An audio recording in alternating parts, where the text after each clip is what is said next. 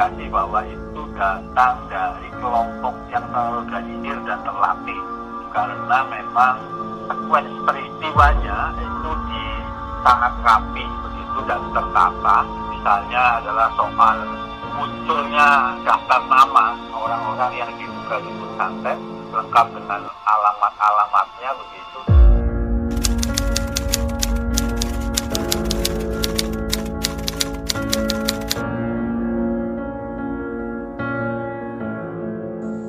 Lebih dari 20 tahun silam, sedikitnya 250 orang yang dituduh dukun santet di Banyuwangi dan beberapa kota di Jawa Timur diburu dan dibantai secara sistematis dan meluas. Keluarga korban masih dihantui trauma dan stigma di tengah janji pemerintah untuk memulihkannya. Tragedi itu terjadi antara Februari 1998 hingga Oktober 1999. Ketika Indonesia mulai dihantam krisis ekonomi dan politik yang ditandai merebaknya kerusuhan sosial dan jatuhnya Soeharto dari kursi presiden. Awalnya yang menjadi sasaran pembunuhan adalah orang-orang yang dituduh memiliki ilmu hitam untuk tujuan tidak baik atau sebagai dukun santet. Pada 6 Februari 1998, Bupati Banyuwangi saat itu, Purnomo Sidik, mengeluarkan radiogram yang ditujukan untuk seluruh jajaran aparat pemerintah dari camat hingga kepala desa untuk mendata orang-orang yang ditengarai memiliki ilmu supranatural dan untuk selanjutnya melakukan pengamanan dan perlindungan terhadap orang-orang tersebut. Radiogram selanjutnya dikeluarkan pada bulan September yang berisi penegasan terhadap radiogram sebelumnya. Terlepas dari spekulasi yang muncul akibat radiogram yang dikeluarkan Bupati, para ulama di Kabupaten Banyuwangi menganggap bahwa meskipun radiogram yang dikeluarkan bertujuan untuk mengamankan orang-orang dengan ilmu supranatural, namun yang terjadi setelah radiogram dikeluarkan dan dilakukan pendataan, pembantaian malah semakin meluas. Dalam sehari ada 2-9 orang yang terbunuh, sehingga masyarakat berasumsi bahwa radiogram bupati tersebut adalah penyebab dari pembantaian, dan radiogram yang berisi perintah pengamanan tersebut adalah dalih pemerintah untuk membasmi tokoh-tokoh yang berlawanan ideologi dengan pemerintah. Selain itu muncul spekulasi bahwa pembantaian tersebut didalangi oleh oknum ABRI, tetapi hal itu tidak terbukti hingga saat ini. Para pembantai itu digambarkan sosoknya seperti ninja. Ninja tersebut memakai pakaian serba hitam dan kedapatan memakai handy talkie dalam beroperasi. Ada 2 versi mengenai ninja ini. Ada yang menyebutkan bahwa ninja tersebut adalah orang yang hanya berkostum hitam dan membawa senjata.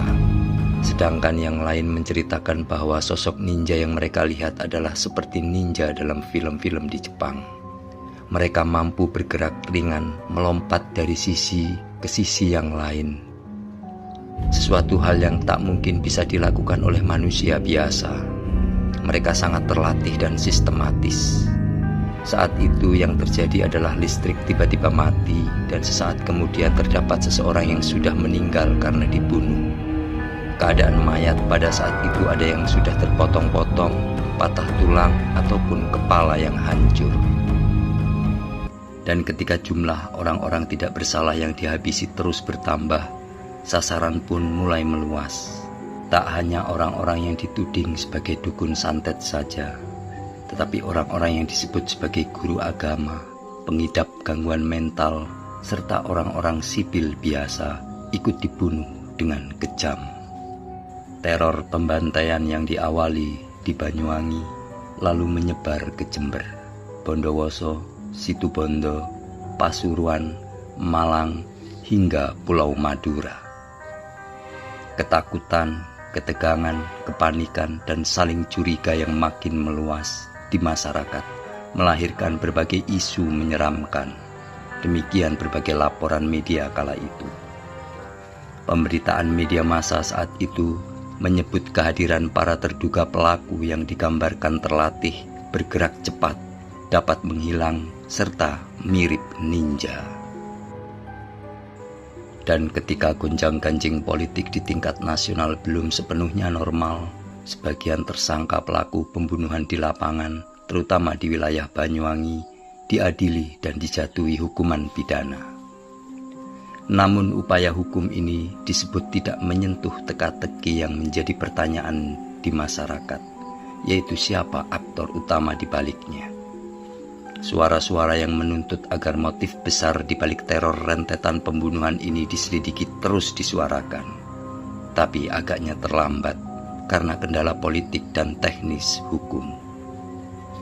Dihadapkan teka-teki tak terjawab itulah baru pada 2015 Komisi Nasional Hak Asasi Manusia Komnas HAM sesuai amanat Undang-Undang Nomor 26 Tahun 2000 tentang Pengadilan HAM memulai melakukan penyelidikan atas kasus kekerasan tersebut.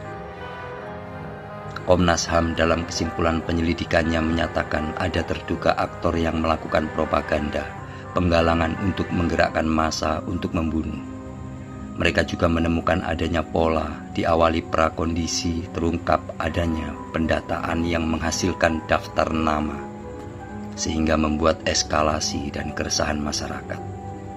Pada 2019, hasil penyelidikan Komnas HAM ini diserahkan kepada Kejaksaan Agung agar ditindaklanjuti. Tetapi tidak pernah ditindaklanjuti dengan berbagai alasan, misalnya kelemahan bukti-bukti dan saksi. Walaupun ada gelombang desakan dari berbagai kalangan agar peristiwa itu diungkap, barulah pada awal 2023 pemerintah menawarkan penyelesaian secara non-yudisial, walau tidak menutup proses penyelesaian secara yudisial. Pada Januari tahun 2023, Presiden Joko Widodo atas nama negara mengakui dan menyesalkan 12 kasus pelanggaran HAM berat masa lalu, termasuk kejadian kekerasan di Banyuwangi dan sekitarnya.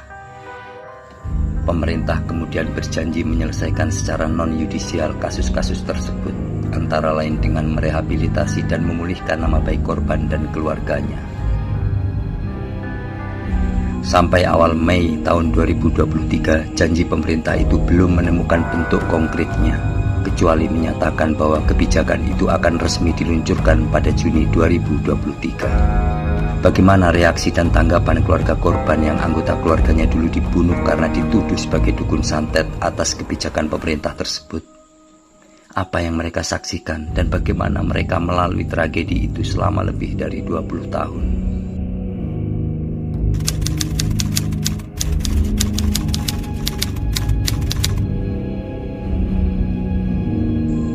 Kala itu, di teras rumah adiknya yang bersebelahan dengan rumah orang tuanya, Sari, bukan nama sebenarnya, untuk pertama kalinya membuka kepada publik tentang peristiwa kelam yang menimpa ayahnya. Kondisi rumah orang tuanya tak banyak berubah dalam 20 tahun terakhir, termasuk hamparan kebun di depan bangunan rumah tempat ayahnya dulu dibunuh secara keji. Satu-satunya yang berbeda di lokasi itu kini tumbuh lebat semak-semak. Pohon kelapa yang menjulang tinggi juga semakin banyak. Di situ kepala ayah saya ditemukan hancur. Sari menggambarkan kondisi ayahnya ketika ditemukan dalam kondisi sudah tidak bernyawa. Suaranya terdengar lirih. Semula tidak gampang untuk meyakinkan keluarga Sari untuk mengisahkan ulang peristiwa kematian ayahnya. Sari dan saudara-saudaranya sempat berbeda pendapat. Mereka khawatir pengungkapan peristiwa pahit itu hanya membuka luka lama yang sudah mereka pendam dalam-dalam. Alasan lainnya, jika itu dibuka lagi, akan mengusik apa yang mereka sebut sebagai kedamaian yang sudah mereka rajut. Namun, Sari, salah satu anak korban, akhirnya mau membuka diri, asal saja identitasnya tidak diungkap. Dia lalu membuka cerita kelam itu. Saat kejadian, dia tinggal di rumah salah satu kerabatnya di luar Jawa. Sang ibu yang kemudian mengisahkan ulang apa yang terjadi pada malam itu kepadanya. Di malam jahanam itu hanya ada ayah dan ibu serta adiknya di rumah. Mereka tinggal di salah satu desa di Banyuwangi, Jawa Timur. Tidak berusaha mengingat lagi kapan tanggal kejadiannya. Menurut cerita ibunya, ayahnya dibunuh sekitar pukul 10 malam. Saat itu ayah habis salat isya berjamaah di rumah. Usai salat, sang ibu menyiapkan sayur mayur yang akan dijual keesokan harinya di pasar. Namun malam itu listrik di rumah tiba-tiba padam.